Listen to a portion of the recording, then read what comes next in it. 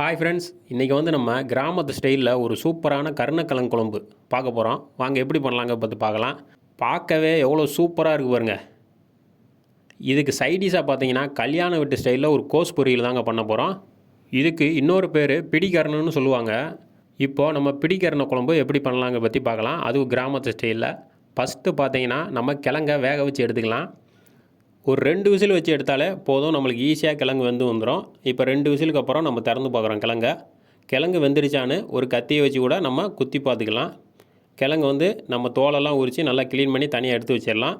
இப்போ கொஞ்சமாக எண்ணெய் சேர்த்துட்டு கடுகு, சீரகம், வெந்தயம் இந்த 3மே ஒரு அரை ஸ்பூன் சேர்த்துக்கிறோம். சின்ன வெங்காயம் பார்த்திங்கன்னா ஒரு 10லேருந்து ஒரு 12 சின்ன வெங்காயம் எடுத்து வச்சுருக்கோம். அதை வந்து நம்ம அப்படியே சேர்த்துக்கலாம். 2 பெரிய வெங்காயம் மீடியம் சைஸில் வச்சுருக்கோம், அதையும் கட் பண்ணி சேர்த்துக்கலாம். இதுக்கு பார்த்திங்கன்னா எல்லாமே சின்ன வெங்காயமாக கூட சேர்த்துக்கலாம். டேஸ்ட் அவ்வளோ சூப்பராக எடுத்து கொடுக்கும். இப்போ பார்த்திங்கன்னா ஒரு 8 பல் பூண்டு, 2 பச்சை மிளகா, கொஞ்சோண்டு கருவேப்பிலை சேர்த்துட்டு நல்லா வதக்கிடலாம். இதில் கொஞ்சமாவது சின்ன வெங்காயம் சேர்க்கணும், அதுதான் நல்லா டேஸ்ட்டை எடுத்து கொடுக்கும். அதனால தான் நம்ம சின்ன வெங்காயம் சேர்க்குறோம். மெயினாக வெங்காயம் நல்லா வதங்கி வர அளவுக்கு வதக்கணுங்க. இப்போ வந்து பார்த்திங்கன்னா ஒரு 3 நிமிஷம் கழிச்சு நம்ம பார்க்குறோம். வெங்காயம் பாருங்கள் எப்படி வதங்கி வந்திருக்குன்னு. இந்த பக்குவத்தில் வதங்கி வரணும். இப்போ வந்து நம்ம ஒரு 4 தக்காளி வந்து மீடியம் சைஸில் எடுத்து வச்சுருக்கோம், அதை கட் பண்ணி சேர்த்துக்கலாம். அப்புறம் இந்த குழம்புக்கு தேவையான உப்பு இதையும் சேர்த்துக்கலாம். சேர்த்துட்டு நல்லா பார்த்திங்கன்னா தக்காளி மசிஞ்சு வரணும், அந்த அளவுக்கு நல்லா வதக்கி எடுக்கணும். நம்ம மீன் குழம்பு ஸ்டைலில் தான் இதையும் பண்ணுறோம். இப்போ பார்த்திங்கன்னா தக்காளி வந்து நல்லா வதங்கி வரணும். அதுக்கு பார்த்திங்கன்னா ஒரு 2லேருந்து ஒரு 3 நிமிஷம் ஆகும். நல்லா வதக்கி எடுத்துக்கலாம். இப்போ வந்து தக்காளி நல்லா மசிஞ்சு வந்திருக்கு பாருங்கள். போதும். இந்த டயத்தில் வந்து நம்ம வந்து மசாலா சேர்த்துக்கலாம்.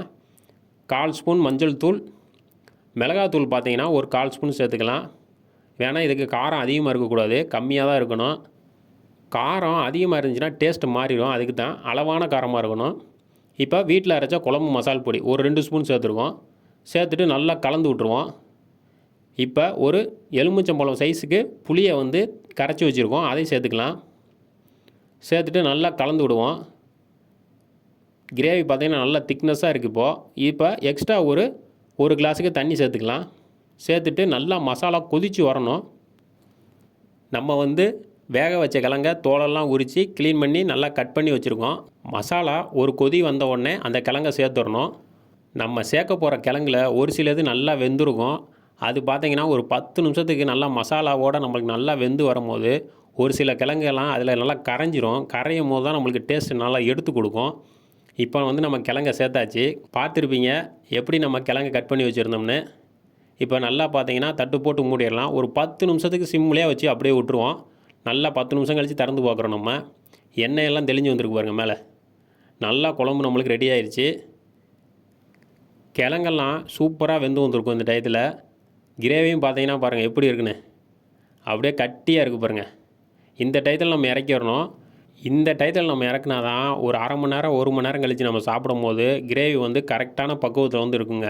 இப்போது நம்ம வந்து கிரேவி இறக்கி வச்சிடலாம். சூப்பராக நம்மளுக்கு ரெடி ஆயிடுச்சு. பார்த்தாலே தெரியும், ஈஸியாக பண்ணி முடிச்சிட்டோம்.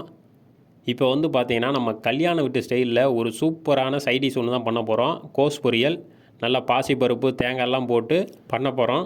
ஏன்னா முட்டை கோஸ் பொரியல் தான் செய்ய போகிறோம், அதுவும் கல்யாண வீட்டு ஸ்டைலில்.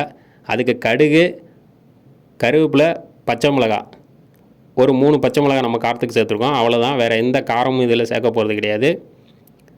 வெங்காயம் பார்த்திங்கன்னா ஒரு மீடியம் சைஸ் வெங்காயம் சேர்த்துட்டு லைட்டாக வதங்கி வந்தால் போதுங்க. இந்த டைமில் நம்ம வந்து பார்த்திங்கன்னா ஒரு 1/4 கிளாஸுக்கு ஒரு கை நிறையா பாசிப்பருப்பு வந்து ஊற வச்சு எடுத்து வச்சுருக்கோம், அதை சேர்த்துக்கலாம். 10 செகண்ட் வதங்கினா போதுங்க. பாசிப்பருப்பு, கோஸு, தேங்காய் இந்த 3ஐயும் வச்சு சேர்ந்து சாப்பிடும்போது டேஸ்ட்டு பார்த்திங்கன்னா அவ்வளோ சூப்பராக இருக்குங்க. இப்போது கோஸை சேர்த்துக்கலாம். ஒரு 2லேருந்து ஒரு 3 நிமிஷம் நல்லா வதக்குவோம். கோஸு அதிகமாக இருக்கிற மாதிரி இருக்கும், ஆனால் பார்த்தீங்கன்னா வதக்க கம்மியாயிரும். பச்சை வாசனையெல்லாம் போகிற அளவுக்கு ஒரு 2லேருந்து ஒரு 3 நிமிஷம் நல்லா வதக்கி எடுத்துருவோம். மெதுவாக வதக்கலாம். காரக்குழம்புக்கு எப்போயுமே இந்த பொரியல் வச்சு சாப்பிட்டா தாங்க நல்லாயிருக்கும். அதுவும் இந்த கோஸ் பொரியல், பீட்ரூட் பொரியல், பீன்ஸ் பொரியல் அப்படி வந்து பொரியலாக வச்சு சாப்பிடும்போது காரக்குழம்புக்கு நல்லா சூப்பராக இருக்கும். நல்லா அதிகமாகவும் சாப்பிட்லாம். இப்போ வந்து கோஸு நல்லா வதங்கி வந்துடுச்சு. தேவையான அளவு உப்பு சேர்த்துக்கலாம். அப்புறம் ஒரு அரை கிளாஸ் நிறையா தண்ணி சேர்த்துட்டு நல்லா கலந்து விட்டுருவோம். கோஸ் வந்து வேகமாக வெந்து வந்துடும், அதனால் கொஞ்சமாக தண்ணி சேர்த்தா போதும். இப்போ பார்த்திங்கன்னா ஒரு 5 நிமிஷம் தட்டு போட்டு மூடிடலாம். ஒரு 5 நிமிஷத்தில் வேகமாக வெந்து வந்துடும். இப்போது தட்டு போட்டு மூடி ஒரு 5 நிமிஷத்துக்கு அப்படியே சிம்மில் வச்சு விட்ருவோம். பார்த்தீங்கன்னா ஒரு 5 நிமிஷத்தில் கோஸ் நல்லா வெந்து வந்துடும். ஒரு 5 நிமிஷம் கழித்து நம்ம திறந்து பார்க்கலாம். இப்போது 5 நிமிஷம் ஆச்சு, திறந்து பார்க்குறோம். பார்த்தீங்கன்னா கோஸெல்லாம் நல்லா வெந்து வந்திருக்கு, பார்த்தாலே தெரியும். இந்த டயத்தில் வந்து நம்ம வந்து தேங்காய் வந்து அரைச்சி வச்சுருக்கோம். தேங்காய் வந்து பீட்ரூட்டுக்கும் கோஸுக்கும் சேர்ந்த மாணிக்கே நம்ம அரைச்சாச்சு. நல்லா கொரன்னு அரைச்சி வச்சுருக்கோம். அதில் ஒரு கை எடுத்து நம்ம வந்து பொரியலுக்கு சேர்த்துக்கலாம். சேர்த்துட்டு பார்த்தீங்கன்னா நல்லா கலந்து விட்ருவோம். ஒரு 2லேருந்து ஒரு 3 நிமிஷம் வந்தீங்கன்னா நம்ம வந்து நல்லா மிக்ஸ் பண்ணி விடணும். அந்த தேங்காய்லாம் நல்லா மிக்ஸ் ஆகி வரும். அப்படியே சிம்லேயே வச்சு நல்லா வதக்குவோம். நல்லா ஒரு 2லேருந்து ஒரு 3 நிமிஷத்தில் நம்மளுக்கு சூப்பரான கல்யாண வீட்டு ஸ்டைலில் ஒரு கோஸ் பொரியல் ரெடி ஆயிடுச்சு. அதுவும் ஈஸியாக பண்ணிட்டோம். இந்த மாதிரி எந்த குழம்புக்கு எந்த மாதிரி சைடிஷ் வச்சா ஈஸியாக பண்ணலாம் அப்படிங்கிற வீடியோஸ் எல்லாம் நம்ம யூடியூப் சேனலில் இருக்குது. கோஸ் பொரியல் வந்து நம்மளுக்கு ரெடி ஆயிடுச்சு. பார்த்தாலே தெரியும் எவ்வளோ கலர்ஃபுல்லாக சூப்பராக வந்திருக்குன்னு.